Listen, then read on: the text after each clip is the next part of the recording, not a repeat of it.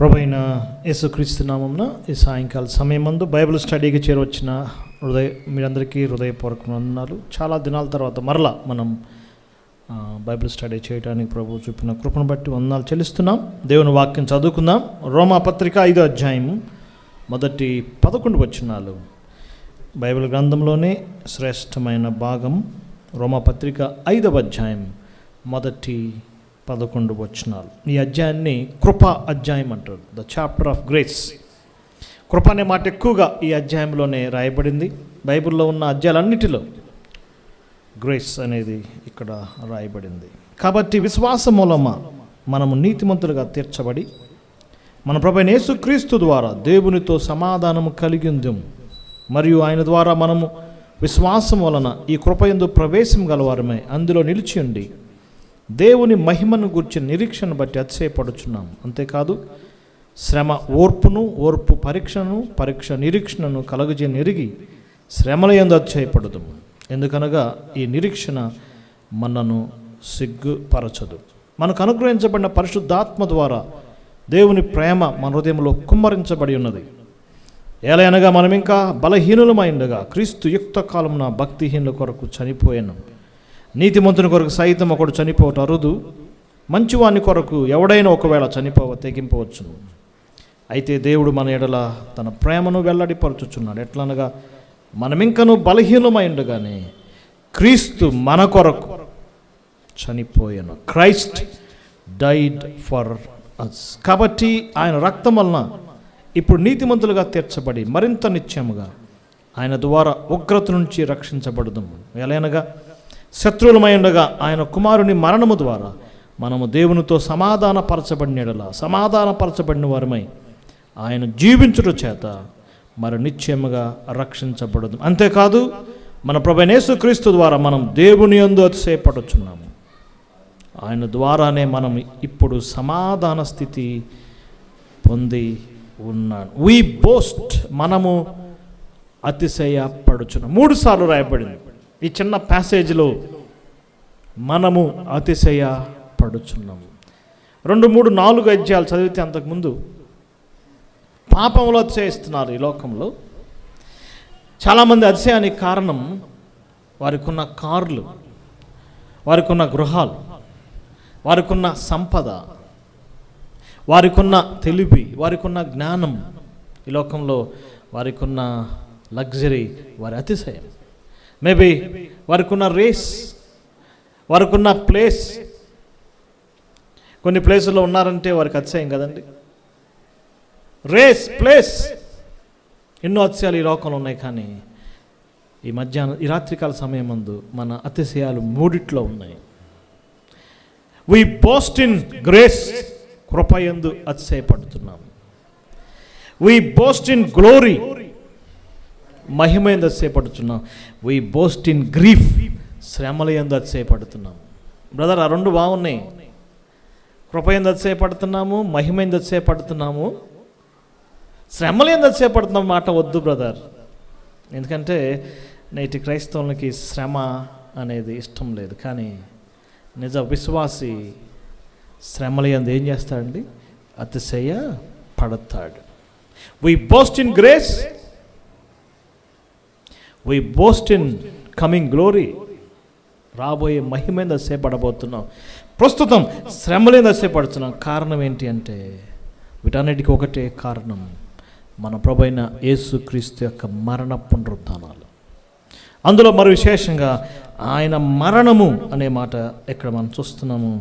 ఆయన చనిపోయాను, క్రీస్తు మన కొరకు చనిపోయాను. Christ died for us. యేసు ప్రభు యొక్క మరణం, దాని యొక్క ప్రాధాన్యత ఆది కాండం నుంచి ప్రకటన గ్రంథం వరకు మనం ఇప్పుడు క్లుప్తంగా ధ్యానం చేయబోతున్నాం. ఈ లోకంలో మనకిష్టం లేని పదం డెత్. ఈ లోకంలో మన చెవులకు వినపడకుండా కోరుకునేది మరణం. మొట్టమొదటి మానవుడు ఏదైనా తోటలో పాపం చేసినప్పుడు అతడు ఆత్మీయంగా మరణించాడు. విచిత్రం ఏంటంటే మొట్టమొదటి పుట్టినవాడు ఎవరు చెప్పండి? First born Cain. ఆదాము అవ్వలకు పుట్టినవాడు కయ్యను, తర్వాత పుట్టినవాడు ఎవరు? హేబేలు. నీతిమంతుడైన హేబేలు. మొట్టమొదటి మరణం ఎవరు చెప్పండి? ఈ విశ్వమంతట్లో మొట్టమొదటి మరణం ఎవరిది? హేబేలుది. ఎవరి మరణం అది? శాపగ్రస్తుడైన కయ్యను మరణం కాదు. ఫస్ట్ మరణం నీతిమంతుడైన హేబేలు మరణం. చాలా నాకు ఆశ్చర్యం అనిపించింది. యాకోబుకున్న 12 మంది లేకపోతే ఆ యొక్క బ్రదర్ స్టోరీలో మొట్టమొదటి చనిపోయిన వ్యక్తి ఎవరండి? యోసేపే. ఆదికాండం 50 అధ్యాయం చివరిలో యోసేపు తన అన్నలను పిలిపించుకుని అందరితో ప్రమాణం చేయించుకున్నాడు. చాలా విచిత్రం. First death Abel, first birth కయ్యను, కానీ ఫస్ట్ డెత్ కయ్యను కాదు. ఫస్ట్ బర్త్ ఎవరిది? Abel, the righteous man. Abel యొక్క మరణం మొదలుకొని ఇప్పటి వరకు, ఈ మూమెంట్ వరకు ఎన్నో కోట్ల మంది ఈ విశ్వంలో చనిపోయి ఉంటారు, రకరకాలుగా చనిపోయి ఉంటారు. కానీ యేసు ప్రభు యొక్క మరణం ప్రత్యేకమైనది, విశిష్టమైనది, అసమానమైనది. కొద్దిసేపు ఆయన మరణాన్ని గురించి మనం ధ్యానం చేస్తాం. లూకా సువార్త 23వ అధ్యాయం 46వ వచనం. యేసు ప్రభు వారు గొప్ప శబ్దంతో కేక వేసి ప్రాణం విడిచాను అని లూకా గారు తన గ్రంథంలో రాశాడు. అది ఆయన యొక్క డెత్ సర్టిఫికెట్. ఆయన ఒక డాక్టర్ కాబట్టి, ప్రియుడైన వైద్యుడిగా యేసు ప్రభు మరణాన్ని ధృవీకరించాడు. చాలాసార్లు చెప్పుకున్నాం. యేసు ప్రభు బర్త్ సర్టిఫికెట్ ఇచ్చింది ఆయనే, యేసు ప్రభు డెత్ సర్టిఫికెట్ ఇచ్చింది ఆయనే. గొప్ప శబ్దంతో కేక వేసి ఏం చేశాడండి? ప్రాణము విడిచాను. Authority, authenticate. ఎందుకంటే ఈ లోకంలో యేసు ప్రభు వారు చనిపోలేదని చెప్పేవాళ్ళు చాలామంది ఉన్నారు. యేసు ప్రభు మరణం ఆదికాండం నుంచి ప్రకటన గ్రంథం వరకు ఎలా చెప్పబడిందో మనం ఇప్పుడు క్లుప్తంగా ధ్యానం చేస్తాం. ఆయన మరణాన్ని గురించి, ఆయన సిలువను గురించి మనం ఎన్నిసార్లు పాడినా అలసిపోం స్నేహితులారా. ఆయన మరణాన్ని గురించి ఎంత ధ్యానం చేసినా మన హృదయము విసుగు చెందదు స్నేహితులారా. ఆయన మరణాన్ని గురించి ఎంతగా ప్రకటించినా మనకు బోరు కొట్టదు. ఎందుకంటే ఆ మరణము శ్రేష్టమైనది. అందుకే కీర్తన అక్కడ అద్భుతమైన పాట రాశాడు, సిలువే నా శరణాయనురా. అందులో 3వ వచనం చాలా అద్భుతమైనది. సిలువను తరచి ఆ సిలువను తరచి చూసి నీ కృపను ధ్యానించినప్పుడు నా కలుషం ఎలా బాపబడిందో నేను జ్ఞాపకం చేసుకుంటున్నప్పుడు ఆ సిలువనే నేను ఆశ్రయిస్తాను. The death of our Lord Jesus Christ, a great subject in the Bible. దుష్టుల మరణం ఉంది, భక్తుల మరణం ఉన్నాయి, కానీ యేసు ప్రభు మరణము చాలా ప్రత్యేకమైనది. మొట్టమొదటిగా ఆదికాండం 3వ అధ్యాయం, ఆ యొక్క ఏదెన్లో ఆదాము పాపం చేసినప్పుడు దేవుడిచ్చిన ఆ శాపంలో 7 రకాలైన అంశాలు ఉన్నాయి. ఆ స్పిరిచువల్ డెత్, ఆ యొక్క ఆధ్యాత్మిక మరణంలో 7 అంశాలు ఉన్నాయి. ఆ 7 అంశాలు మన ప్రభువైన యేసుక్రీస్తు మరణంలో ఎగ్జాక్ట్గా నెరవేరిపోయినాయి. చూద్దాం. మొట్టమొదటిగా మీరు నోట్ చేసుకోండి. ఆదికాండం 3వ అధ్యాయం దయచేసి 17 నుంచి 19 వచనాలు. మనకు సమయం లేదు, కానీ మొట్టమొదటి మాట స్వెట్. నువ్వు చెమట గారుస్తావు. గెత్సెమనే తోటలో లూకా సువార్త 22వ అధ్యాయం 44వ వచనం.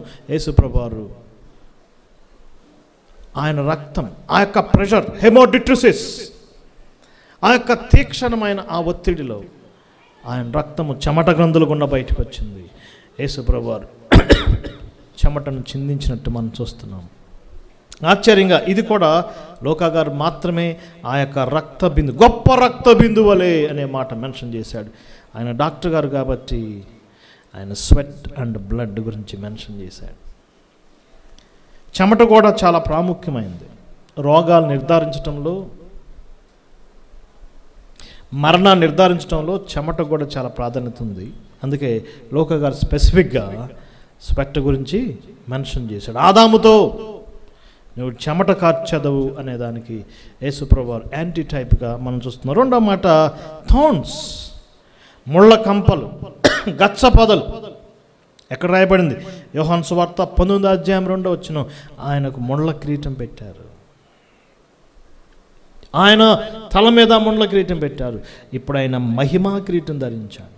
ఆయన తాత్కాలికం, మేబీ 6 hours ఆయన నీ కొరకు నా కొరకు ఒక ముళ్ళ కిరీటమును అల్లి ఫ్రేమ్, అది ఏ విధంగా ఆయన్ను బాధించగలదో, ఏ విధంగా తన తలలో శిరస్సులో నుంచి అది సమయం గడిచే కొద్దీ కుచించుకుపోగలదో ఆ విధంగా వారు తయారు చేశారు.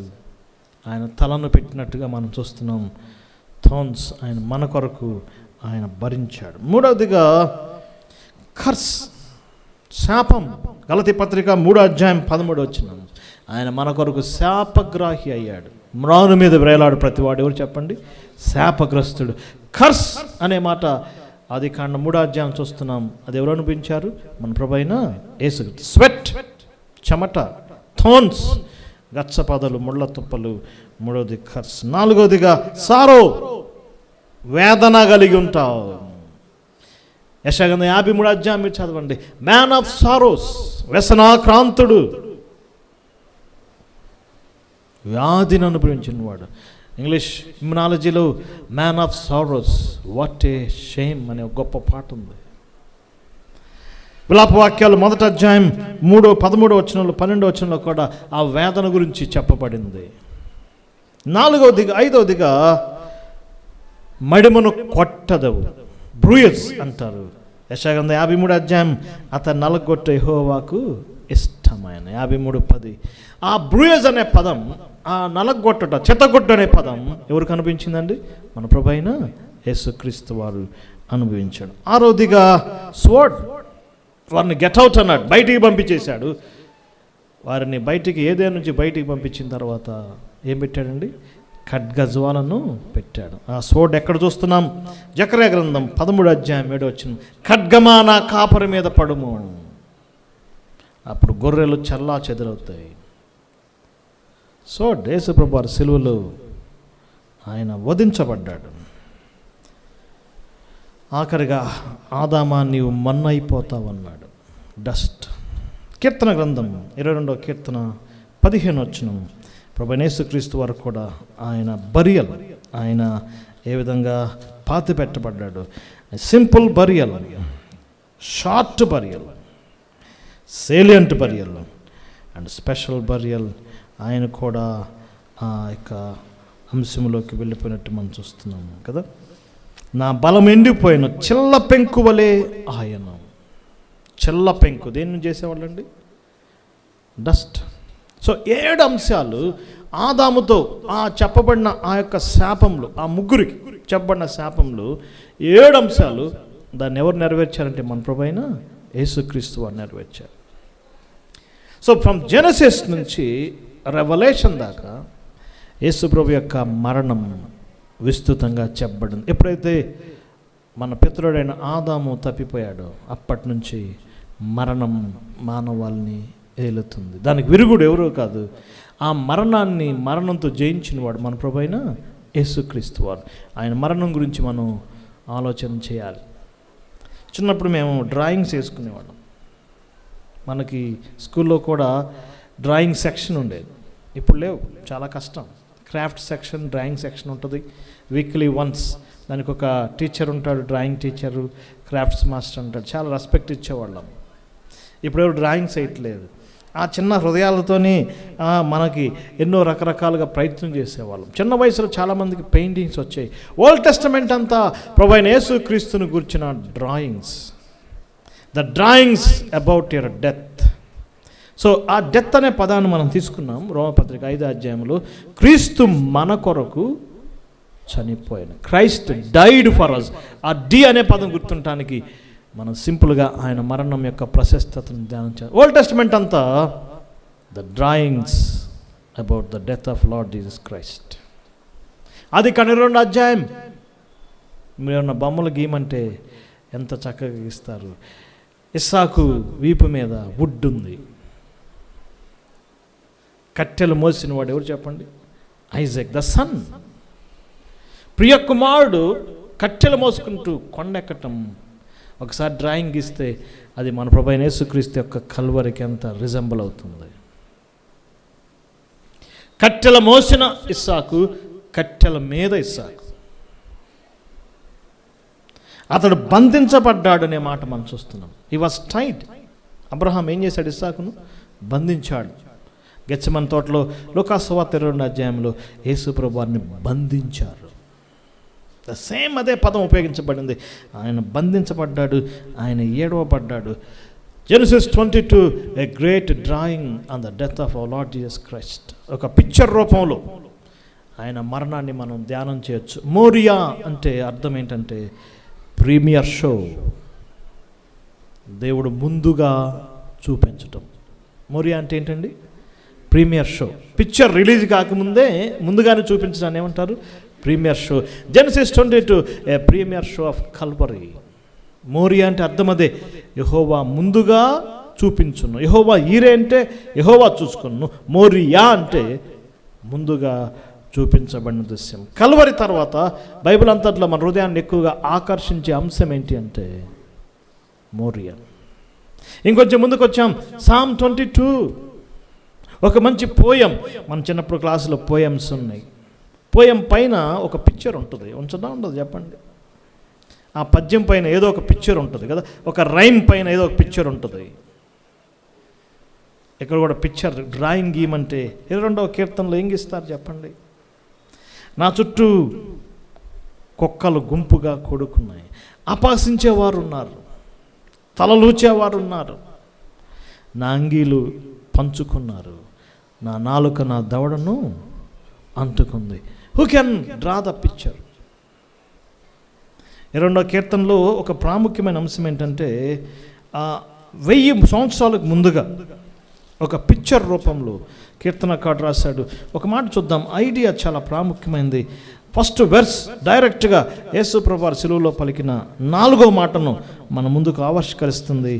నా దేవా నా దేవా నన్నేలా నీవు చెయ్యి విడనాడితివి. 6వ వచనం చూస్తాం, నేను నరుడును కాను పురుగును, నరుల చేత నిందించబడిన వాడను. పురుగు ఇదొక స్పెషల్ పురుగు. ఇజ్రాయెల్ దేశంలో మల్బరీ ట్రీస్కి అది వేలాడుతూ ఉంటుంది, ఆ చెట్టుకు వేలాడుతూ ఉంటుందంట. దాన్ని చనిపోయిన తర్వాత ప్రాసెస్ చేసి ఊదా రంగు పడి తయారు చేస్తారు. పురుగు, చెట్టుకు వేలాడుతున్న పురుగు 1000 years క్రితమే సిలువను గూర్చిన ఒక పిక్చర్. ఒక చెట్టు మీద పురుగు వేలాడుతున్నట్టుగా యేసుప్రభువారు 1000 years క్రితం ఏమిటి చెప్పండి? మ్రానును వేలాడు ప్రతివాడెవరు? శాపగ్రస్తుడు. ప్రాఫెసీలోకి వచ్చాం. ఐజియా 53 మరొక గొప్ప అంశం. Genesis 22 ఒక డ్రాయింగ్ గీసుకురమ్మంటే మీరు గీసుకొస్తారు. Psalm 22 ఒక డ్రాయింగ్ గీయండి. ఇప్పుడు ఐజియా 50. ఈ 3 great chapters యేసు ప్రభు యొక్క మరణాన్ని ఒక డ్రాయింగ్స్ రూపంలో, హిస్టరీ లేకపోతే 4 షాడోస్ ముందుగా చూపించబడినట్టుగా మనం చూస్తున్నాం. 53వ అధ్యాయం అంత శ్రేష్టమైంది. మనందరి దోషమును ఆయన తన మీద మోసుకున్నాడు. వదకు తేబడు గొర్రె వలె ఆయన కొనిపోబడ్డాడు. ఆయన మౌని అయ్యాడు. అతను నలుగొట్టి యెహోవాకు ఇష్టమైన. ఎలాగిస్తాం?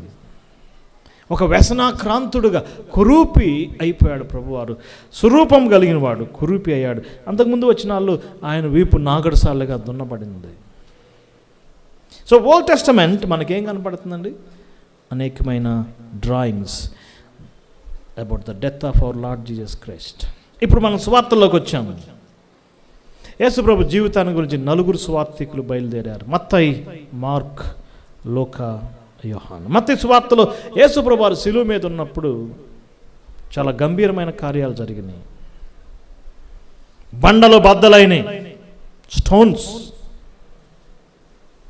సెపల్కర్స్, సమాధులు తెరవబడ్డాయి. శాంచురీ, దేవాలయ తెర నడిమికి చిరిగింది. The power of the death, యేసు ప్రభు మరణంలో ఉన్న శక్తి మత్తయి సువార్తలో చెప్పబడింది. కారణం ఏంటి అంటే ఆయన రాజు.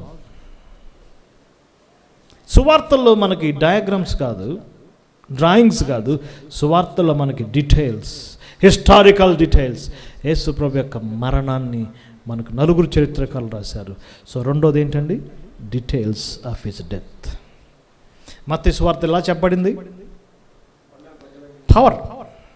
ఆయన మరణంలో ఉన్న శక్తి చెప్పబడింది. మార్కు సువార్త ఒక సేవకుని గురించిన సువార్త. సర్వెంట్ పవర్ కాదు స్నేహితులారా, pity, pain in his death. సిలువలో ఆయన పొందిన వేదనను మార్కు గారు మనకు తెలియజేశాడు. మీరు చదవచ్చు. 2 సార్లు యేసు ప్రభువు వారు ఉమ్మివేయబడ్డాడు. 2 times. మార్కు గారు మాత్రమే అంశాన్ని రాస్తాడు, మిగిలిన వాళ్ళు ఎవరు రాయరు. ఎన్నిసార్లు అండి? 2 times. ఏమయ్యాడు ఆయన? ఉమ్మివేయబడ్డాడు. ఆయన దూషించబడ్డాడు. ఆయన pain psychologically, spiritually and physically. Mark's వార్తలో the pain of his death, మత్తయి సువార్తలో the power of his death, Mark's వార్తలో the pain of his death. లూకా సువార్త 3వ చరిత్రకారుడు లూకా గారు, ఆయన మానవత్వం, ఆయన యొక్క కనికరం, the pity of his death. మరణంలో ఆయనకున్న ఆ యొక్క ఏ విధంగా ఆయన ప్రజల చేత, ఇశ్రాయేలు స్త్రీలు ఏడుస్తారండి ఈ సువార్తలోనే. యెరూషలేం కుమార్తెలు ఏం చేస్తారు? ఏడుస్తారు. నా గురించి కాదు, మీ గురించి, మీ పిల్లల గురించి ఏడవండి. ఒక దొంగ కూడా మనసు మార్చుకుంటాడు. ఆయనలో ఉన్న ఆ యొక్క దీనత్వాన్ని చూశారు. ఆ సిలువ మీద ఆయనకున్న ఆ యొక్క సాత్వికత్వాన్ని చూశారు. The pity in his death. యోహాను సువార్తలో ద పర్పస్ ఇన్ డెత్, ఆయన ఎందుకొరకు దేవుని కుమారుడుగా మరణించాడు చెప్పబడింది. ఆయన పలికిన మాట, ఇట్ ఈజ్ ఫినిష్డ్. ఏమన్నాడండి? సమాప్తం. దేవుని కుమారుడిగా ఆయన మరణము ద్వారా చేయాల్సినంత చేసేసాడు.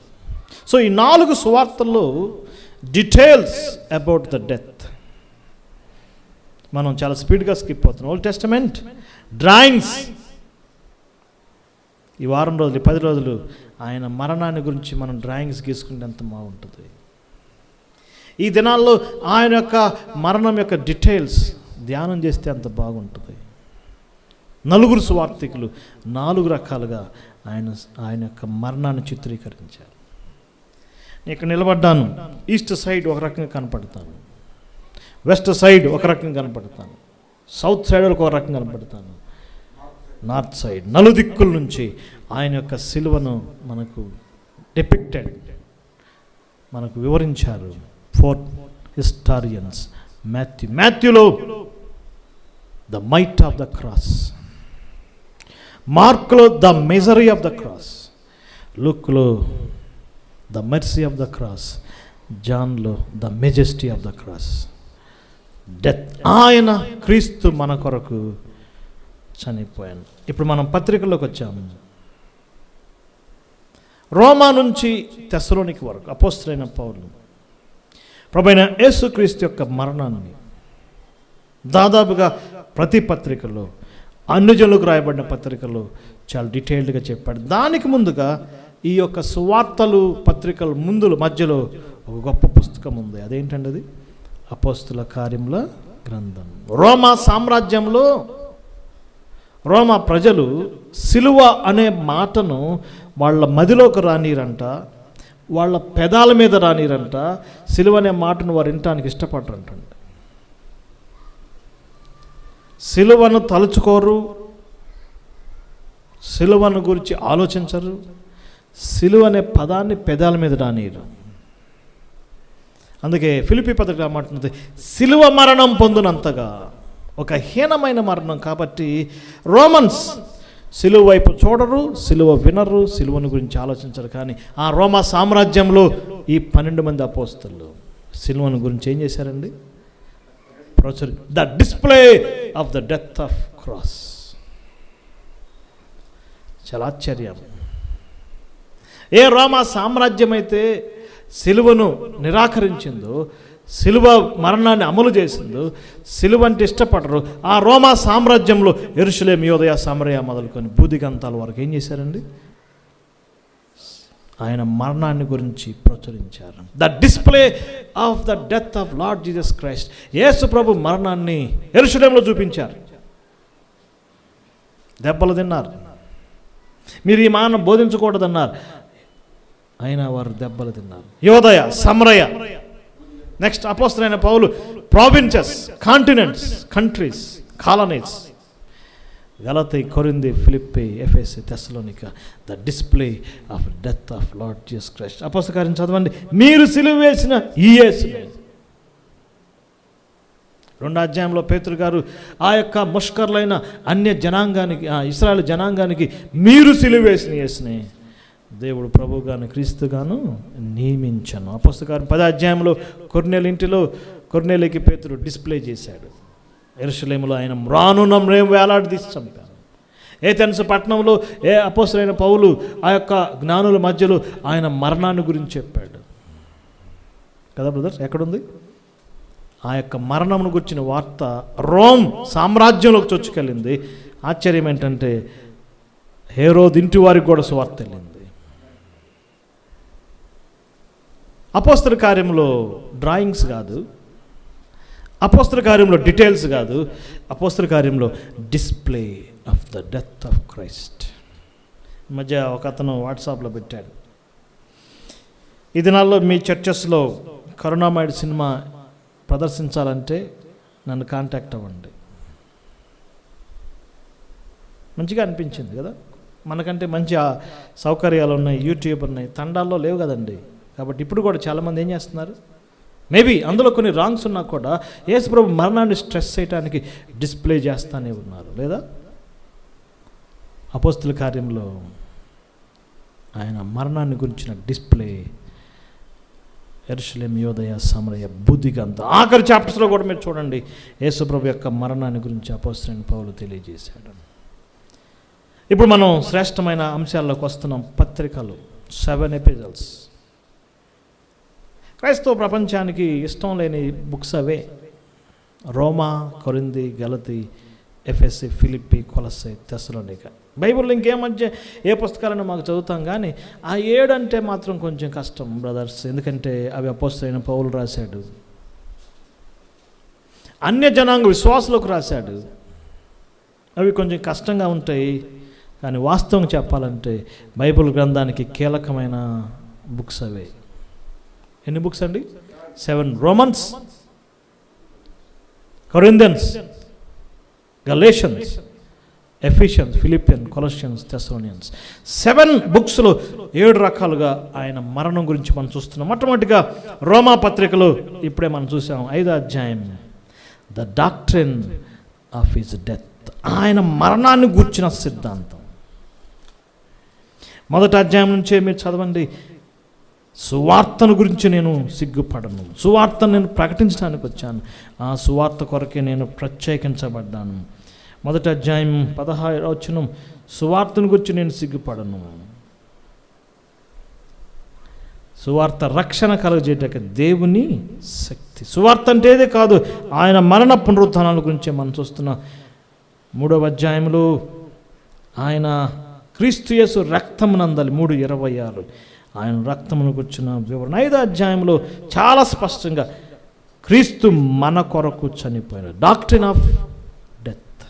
యేసుప్రభువారు ఎందుకు మరణించాడు, ఆయన మరణం వలన కలిగిన అనేకమైన ఫలితాలు ఏంటో రోమపత్రికలో చెప్పబడింది బ్రదర్. అసలు ఆ యొక్క గ్రంథం అంతా సారాంశం అదే. సెయింట్ అగస్టిన్ రక్షణలోకి తీసుకొచ్చిన పుస్తకం రోమపత్రిక.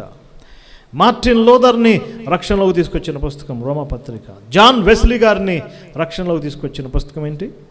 రోమపత్రిక. జార్జ్ ముల్లర్ గారు. ఆయన మరణం మన సాల్వేషన్ ఎఫెక్ట్ చేస్తుంది. ఆయన మరణం మన రక్షణకు ఆధారం. ఆయన మరణం మన సెల్ఫ్ తీసివేయటానికి ఆధారం. నేను అనేది నశింపజేయటానికి కారణం ఏంటి? ఆయన మరణం. ఆయన మరణం నా సపరేషన్ కారణం. నేను ప్రత్యేకించబడటానికి కారణం ఏంటి? ఆయన మరణం. ఆయన మరణం నా సర్వీసెస్, ఆయన కొరకు సేవ చేయడానికి కారణం. ఆయన మరణం నా సఫరింగ్, నా శ్రమలు పొందటానికి కారణం. ఎన్నో చెప్పచ్చు. The doctrine of his death. యేసుప్రభు యొక్క మరణం పాపుల పట్ల, బలహీనుల పట్ల. 5వ అధ్యాయం మనం చూస్తే మనం ఇంకనూ బలహీనమై ఉండగా, మనం ఇంకనూ భక్తిహీనమై ఉండగా, మనం ఇంకా శత్రువులమై ఉండగా, మనం ఇంకా పాపులమై ఉండగా, మంచివారమై ఉండగా, నీతిమంతులై ఉండగా ఒకరి కొరకు ఆయన చనిపోయాడు, అనేకుల కొరకు చనిపోయాడు. 5వ అధ్యాయం మీరు చదివితే, ఒకని ద్వారా ఈ లోకానికి పాపం శాపం వచ్చిందో, ఒక మనుషుని యొక్క పుణ్యకార్యము ద్వారా. వన్ మ్యాన్, ఎవరు? మన ప్రభు అయిన యేసుక్రీస్తు. ఆయన మరణము ద్వారా లోకానికి ఏమొచ్చిందండి? నిత్య జీవము కలిగింది. 5:18 ఒక్క అపరాధం వలన శాపం వస్తే, శిక్షావిధి వస్తే, ఒక్క పుణ్యకార్యం వలన కృపాదానము కలిగింది, జీవప్రదమైన నీతి విధించబట్టు. వన్ మ్యాన్స్ డెత్, మన ప్రభు అయిన యేసు ప్రభు యొక్క మరణం. రోమాపత్రిక అంత ఏంటండి? A great book on the doctrine of death of Lord Jesus Christ. యేసు ప్రభు మరణాన్ని గురించిన గొప్ప డాక్ట్రిన్స్ ఏ గ్రంథంలో ఉన్నాయి? రోమాపత్రికలో ఉన్నాయి. మన ఆధ్యాత్మిక జీవితంలో రోమాపత్రికను మనం నెగ్లెక్ట్ చేసామంటే మనం చాలా లాస్ అవుతాం స్నేహితులారా. బైబిల్ పండితులు ఏమంటున్నారు? 66 పుస్తకాల్లో one of the profoundest books. 66 గ్రంథాల్లో శ్రేష్టమైన పుస్తకాలు ఒక పుస్తకం రోమాపత్రిక. మానవుని యొక్క పతన స్థితి, డిప్రేవిటీ, దేవుని యొక్క నీతి, దేవుని యొక్క కృప. 5వ అధ్యాయంలో కృప అనే మాట కనీసం 9 times వచ్చింది. కృపా బాహుళ్యం, కృపాదానం, కృపావరం. ఈ రోజుల్లో పేర్లు పెట్టుకుంటారు కదా, కృపాకర్, కృపావరం, కృపాదానం, కృపమ్మ, ఇక కృపా చౌదరి, కృపారెడ్డి, ఇక ఈ మామూలే. గ్రేస్ అనే పదానికి ఒక గ్రేట్ చాప్టర్ రోమన్స్ పై. కారణం, ఆయన మన కొరకు చనిపోయాను. ఆ కృప యొక్క మ్యాగ్నిట్యూడ్, ఆ కృప యొక్క మెజెస్టీ, ఆ కృప యొక్క మ్యానిఫోల్డ్ బెనిఫిట్స్ 5వ అధ్యాయం చెప్పబడ్డాయి. The doctrine of the death of Christ. Next పత్రిక వచ్చాం, కొరింథీ పత్రిక. ఇది కూడా యేసు ప్రభు యొక్క మరణాన్ని చాలా చక్కగా ఆవిష్కరించింది. సిలువను గుర్చిన వార్త నశించిన వారికి వెర్రితనం, కానీ రక్షించబడుచున్న మనకు దేవుని the dignity of death of Christ. యేసు ప్రభు మరణం యొక్క విలువ కొరింథీ పత్రికలో చెప్పబడింది. కొరింథియన్స్ అంటే మనకు తెలుసు, ఎంతో గొప్ప శాపగ్రస్తమైన పట్టణం, దోచుకునేవారు, ద్రోహులు, దొంగలు, వ్యభిచారులు, ఆడంగితనం కలిగిన వారు, పురుష సంయోగులు, లోబులు. విలువలేని కొరింథీ పట్టణానికి డిగ్నిటీ ఎలా వచ్చిందంటే, అపోస్తలుడైన పౌలు కొరింథీ పట్టణానికి సిలువను గురించిన వార్తను తీసుకెళ్ళాడు. ఆ కొరింథీలో చాలామంది ఆ సువార్తను స్వీకరించారు. యేసు ప్రభు మరణాన్ని, ఆయన పునరుద్ధానాన్ని, ఆయన తిరిగి లేవటాన్ని వారు అంగీకరించారు. 1:23 మేము సిలువ వేయబడిన క్రీస్తును ప్రకటించున్నాము. ఆయన యూదులకు ఆటంకముగాను అన్ని జనులకు వెర్రితనముగాను ఉన్నాడు, కానీ యూదులకేమి గ్రీసు దేశస్థులకేమి పిలువబడిన వారికి క్రీస్తు దేవుని శక్తి అయి ఉన్నాడు. The dignity of the death of Christ. 15వ అధ్యాయంలో కూడా మీరు చూడండి, ఎలయనగా లేఖనముల ప్రకారం క్రీస్తు మన పాపం నిమిత్తము మృతి పొందాను. 15వ అధ్యాయం 3వ వచనం, సమాధి చేయబడిన.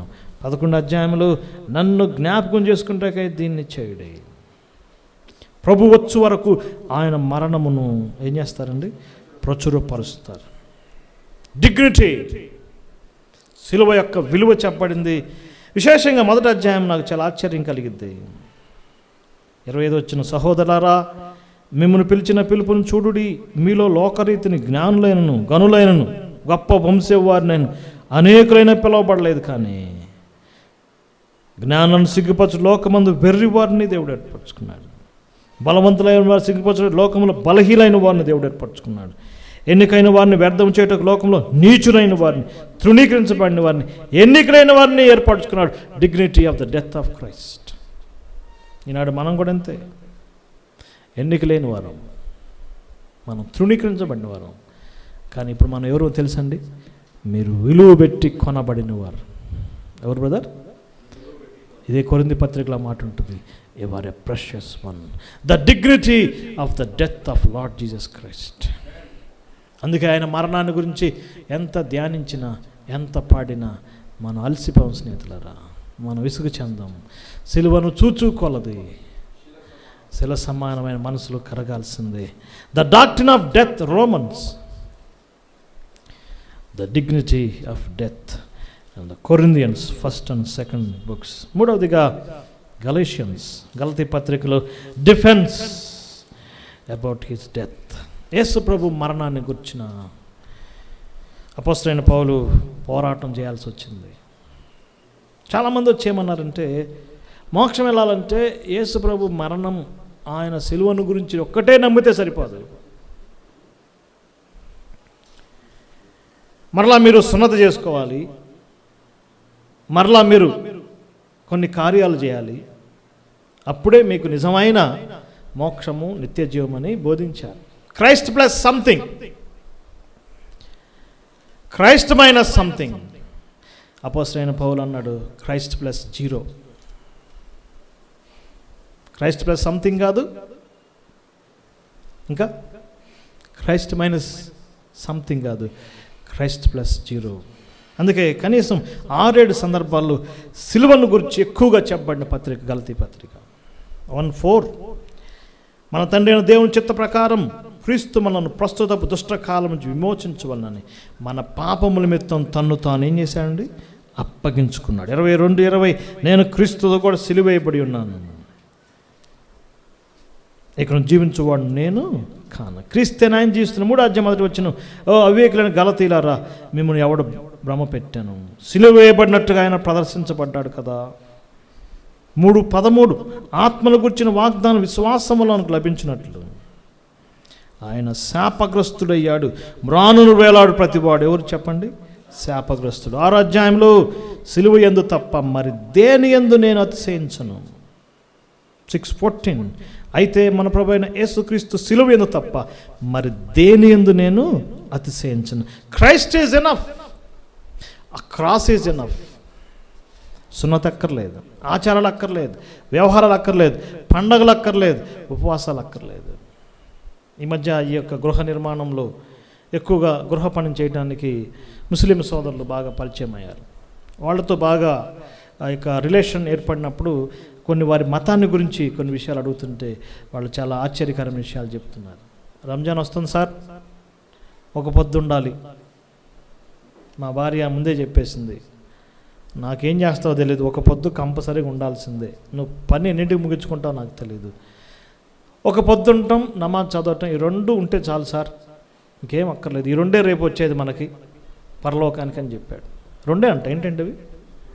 ఓ పొద్దు, అది బ్రేక్ చేయకూడదు.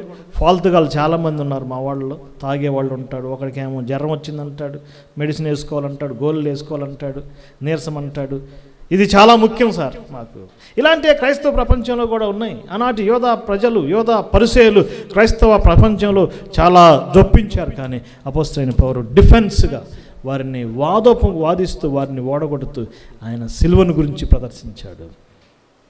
ఆయన సిలువలో మనకేముంది? లిబర్టీ, స్వతంత్రత ఉంది. Cross plus something, cross minus something, but cross plus 0 is perfection. That is the book of Galatians. Next ఎఫెసీ పత్రికలకు వచ్చాం. ఎఫెసీ పత్రికలో జగత్తు పునాది వేయబడకమునుపే ఆ ప్రియ కుమారుడు రక్తం చిందించాలి, చనిపోవాలి, తిరిగి లేవాలని ప్రణాళిక. The design of the death of Lord Jesus Christ. జగత్తు పునాది వేయబడకమునుపే తండ్రి అయిన దేవుడు తన కుమారుని గురించి ఒక బ్లూ ప్రింట్ ఇచ్చాడు. చూద్దాం, చూడండి. ఎఫెసీ పత్రిక 1వ అధ్యాయం 7వ వచనం చదువుతున్నాను. ఆ ప్రియుని యందు ఆయన రక్తం వలన మనకేం కలుగుతుంది? విమోచనం. మన అపరాధాలకేంటి? క్షమాపణ. 2వ అధ్యాయం 15వ వచనం, 14-15 ఆయనను మునుపు దురస్తులైన మీరు ఇప్పుడు క్రీస్తు రక్తం వలన సమీపస్తులై ఉన్నారు. క్రీస్తు రక్తం వలన సమీపస్తులై ఉన్నారు. ఆయన డెత్ ద్వారా మనకు ఎక్విటల్ అంటే నిర్దోషత్వం. ఆయన మరణం ద్వారా మనకు ఎష్యూరెన్స్. జగత్తు పునాది వేయబడక మునిపి ఆయన ప్రణాళికలో మనం ఉన్నామని ఎష్యూరెన్స్. ఆయన మరణం ద్వారా మనకు యాక్సెస్. ఏం కలిగిందండి? యాక్సెస్. ఈ 3 చాలా గొప్ప పదాలు. ఎక్విటల్, నిర్దోషత్వం. ఆ కుమారుని రక్తము ద్వారా మన పాపములకు క్షమాపణ, నిరపరాధులుగా చేయబడ్డాము. రెండోది ఏంటి? అష్యూరెన్స్. ఆ యొక్క ప్రణాళికలో నేను ఉన్నాను, సీల్ అయిపడ్డాను. ఆ మరణాన్ని, ఆ సువార్తను అంగీకరించి నేను ఆత్మచేత ముద్రించబడ్డాను. అంతేకాదు, ఆయన సమీపించి ఇప్పుడు ఉభయం ఏకలమై ఆయన సన్నిధికి చేరగలుగుతున్నాం. 1:2:18 ఆత్మయందు తండ్రి సన్నిధికి చేరగలుగుతున్నాం. యాక్సెస్. దీనంతటి కారణం the death of our Lord Jesus Christ, design as of his death in book of Ephesians. Bible గ్రంథంలో ఉన్న 66 పుస్తకాల్లో ఈ పుస్తకానికి ఉన్న ప్రత్యేకత ఏంటంటే, జగత్తు పునాది వేయబడక మునిపే ఏం జరిగిందో అదంతా ఇక్కడ ఆవిష్కరించబడింది. ఒక గొప్ప మీటింగ్ జరిగింది. ఆ మీటింగ్లో ముగ్గురే ఉన్నారు: తండ్రి, కుమారుడు, పరిశుద్ధాత్ముడు. ఒక ఆలోచన చేశారు, ఒక బ్లూ ప్రింట్ ఇచ్చారు. కుమారుడు కాలం పరిపూర్ణమైనప్పుడు శరీరాన్ని, రక్తాన్ని ధరించుకొని భూమి మీదకి రావాలి, ఆయన చనిపోవాలి, ఆయన తిరిగి లేవాలి. అది పరిశుద్ధాత్ముడు మనకు తెలియజేయాలి. మనం సువార్తను స్వీకరించాలి. ఒక బ్లూ ప్రింట్ ఎప్పుడు వేయబడింది బ్రదర్? జగత్తు పునాది, the design of the death of Lord Jesus Christ. నాకు ఇష్టమైన పుస్తకాల్లో ఎఫెసీ గ్రంథం చాలా ప్రత్యేకమైనది. ఫిలిప్పీ పత్రిక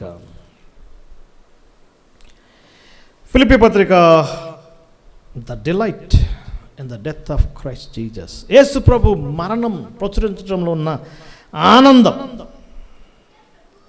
యేసు ప్రభు మరణాన్ని గురించి ఇతరులతో పంచుకోవటంలో ఉన్న ఆనందాన్ని అపోస్తలుడైన పౌలు ఈ పత్రికలో తెలియజేస్తున్నాడు. చూడండి, 1వ అధ్యాయం 6వ వచనం. సువార్త విషయంలో మీరు నాతో పాలివారు ఉన్నారు. మొదటి దినము నుండి మీరు ఆ సువార్తలో నా కొరకు పాలిభాగస్తులై ఉన్నారు. అలా 27వ వచనం. సువార్త విషయంలో ఎదిరించేవారు ఉన్నారు, కానీ మీరు బెదరలేదు. ఒక్క భావంతో మీరు సువార్త ప్రకటించాలని మీ గురించి నేను కోరుచున్నాను. ఈ పత్రిక నిండా ఆనందముతో నింపబడింది కదండి. అందుకే ఈ పత్రికను ఏమన్నారు? ఆనంద పత్రిక, సంతోష పత్రిక. కనీసం 13-14 టైమ్స్ అపోస్తలుడైన పౌలు ఆనందము, సంతోషం అనే పదాన్ని ఇందులో ఉపయోగించాడు. మనందరికి బాగా తెలిసిన పదం 4:4. ఎల్లప్పుడూ ప్రభువునందు ఆనందించుడి, మరలా చెప్పుదును ఆనందించుడి. క్రీస్తునందు ఖైదీనై ఉన్నాను. ఎందుకు ఖైదీ? ఆయన మరణాన్ని గురించి సంతోషంగా ప్రకటిస్తున్నాడు కాబట్టి ఏమయ్యాడు చెప్పండి? ఖైదీ అయ్యాడు. ఒక భక్తుడు ఈ విధంగా అన్నాడు, రోమా పట్టణంకి వెళ్ళి సువార్త చెప్పాలని అపోస్తలుడైన పౌలు కలగన్నాడంట. ప్రీచర్గా వెళ్ళాలనుకున్నాడు, కానీ దేవుడు ప్రిజనర్గా తీసుకెళ్ళి రోమా జైల్లో పడేశాడు. అక్కడ ఖాళీగా ఉన్నాడా? ఆ జైళ్ళలో సంఖ్యలతో బంధించబడ్డాడు. కానీ నేను బంధించబడ్డాను, కానీ సువార్త బంధించబడలేదు. జైల్లో ఎంతోమంది నమ్ముకున్నారు. వనేస్యం నమ్ముకున్నాడు. బంధకములో నేను కన్నాను విత్ డిలైట్. ఆ యొక్క జైల్లో ఉండి రాసిన పత్రికల్లో శ్రేష్టమైనది ఫిలిప్పీ పత్రిక.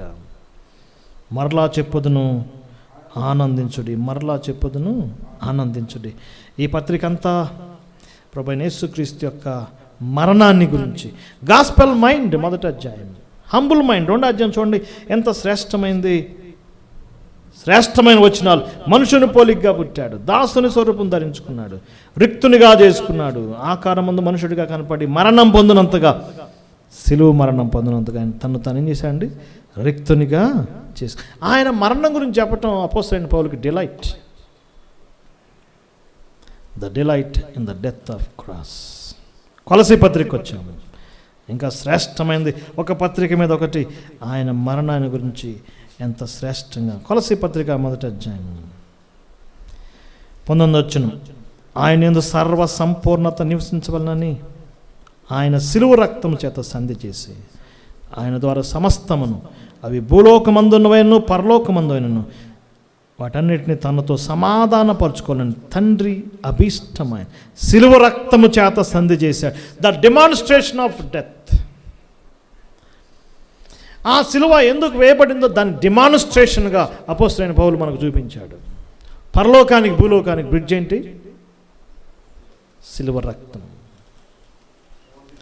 పరలోకానికి భూలోకానికి మానవుడు ఎంత ప్రయత్నం చేసినా, ఎన్ని స్పేస్ క్రాఫ్ట్స్ పంపించినా, ఎన్ని బ్రిడ్జెస్ కట్టినా ఇట్ వాజ్ నాట్ ఫుల్ఫిల్డ్. తండ్రి హృదయాన్ని, తండ్రి అభిష్టాన్ని, తండ్రి కోరిక నెరవేర్చగలిగేది ఒకటే, సిలువ రక్తం. హెవెన్ అండ్ ఎర్త్, అవి పరలోకమందున్నవైన భూలోకమందున్నవి, వాటన్నిటిని, ఎన్నిటినండి, కొన్నిటిని కాదు, అన్నిటికీ మీడియేటర్ ఎవరంటే మన ప్రభు అయిన యేసుక్రీస్తు. డిమాన్స్ట్రేషన్, అప్పుడప్పుడు డిమో ఏమంటారు కదా, డిమో అంటే వేసి చూపించాలి.